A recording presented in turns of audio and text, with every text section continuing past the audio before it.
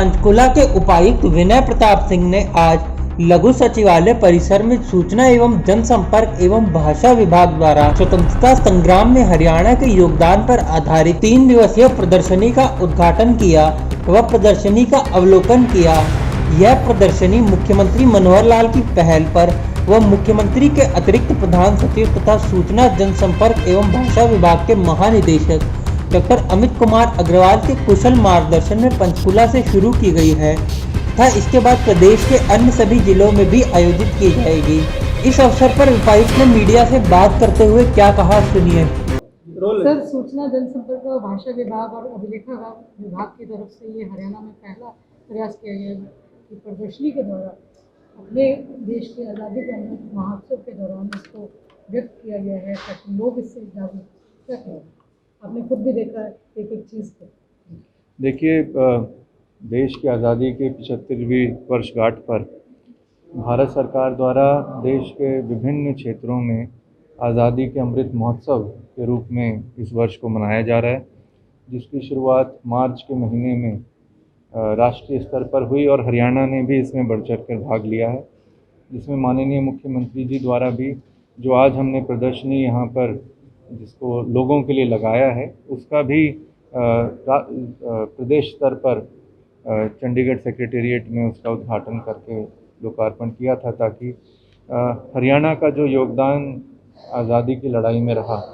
उससे हरियाणा वासियों को अवगत कराने के लिए और गौरवान्वित महसूस करने के लिए इस तरह की प्रदर्शनी लगाई गई है। इसमें पुराने कई अभिलेख ऐसे मिले जिसमें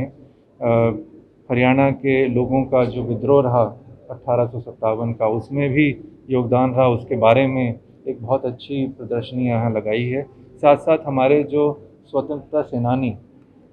नवाब, राजा महाराजा और जो यहाँ के स्वतंत्रता सेनानी रहे उनका संग्राम में और आज़ादी की लड़ाई में जो योगदान रहा उसको एक अच्छे तरीके से भलीभांति रूप से यहाँ दिखाया गया है। पंचकुला के ज़िले के निवासियों से मैं आग्रह करूँगा कि मिनी सचिवालय में ये प्रदर्शनी अगले 3 दिन रहेगी और इसको आकर ज़रूर देखें और इसमें हर आयु के, चाहे बड़े हों बच्चे हों, इसको देखेंगे तो उनको हरियाणा का जो कंट्रीब्यूशन रहा है आज़ादी की लड़ाई में उसके बारे में एक अच्छी जानकारी मिलेगी और प्रेरणा मिलेगी कि आगे भी जैसे हमारे पूर्वजों ने आज़ादी की लड़ाई में योगदान दिया और देश को आज़ाद कराया, अब हमारे ऊपर जिम्मेदारी है देश को आगे ले जाने की। 75 साल हमारी आज़ादी को हुए हैं और देश विकास की एक प्रगति पे आगे अक्सर बढ़ा हुआ है, तो हम सभी लोगों की जिम्मेदारी भी बनती है कि इसमें हम अपना योगदान दें। सर, आज की जो नई जनरेशन है वो थोड़ा सा जो आज़ादी की कैसे मिली, कैसे क्या हुआ वो भूलती जा रही है, तो उनको कैसे याद दिलाएंगे जो नई जनरेशन आ रही है? देखिए, यकीनन इस तरह की जब प्रदर्शनी पूरे देश में प्लान की गई तो उसका एक मुख्य उद्देश्य ये भी था कि जो अब हमारी नई जनरेशन है, यकीनन हमें आगे बढ़ना है और प्रोग्रेस की ओर बढ़ना है, परंतु हमारा जो इतिहास है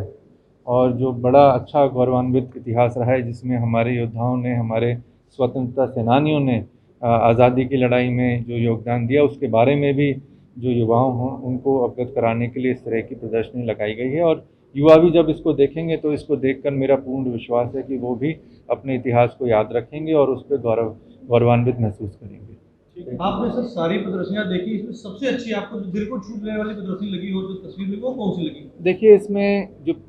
इसमें ये कंपैरिजन करना बड़ा मुश्किल है क्योंकि हर प्रदर्शनी की एक जो तस्वीर है वो अपने आप में एक इतिहास के एक महत्वपूर्ण पहलू को छूती है, उसको दिखाती है। तो मेरा आग्रह है कि जो भी व्यक्ति आएँ इसकी प्रदर्शनी की सभी पार्ट्स को देखें, क्योंकि इसी को पूरा देखने के बाद ही हमें महसूस होता है कि इसमें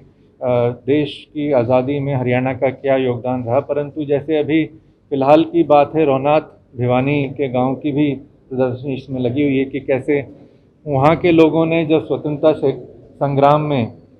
अंग्रेज़ों के विरुद्ध भाग लिया तो उनके कई यातनाएं सहनी पड़ी, उनको फांसी की सज़ा भी दी और उनकी सारी ज़मीन को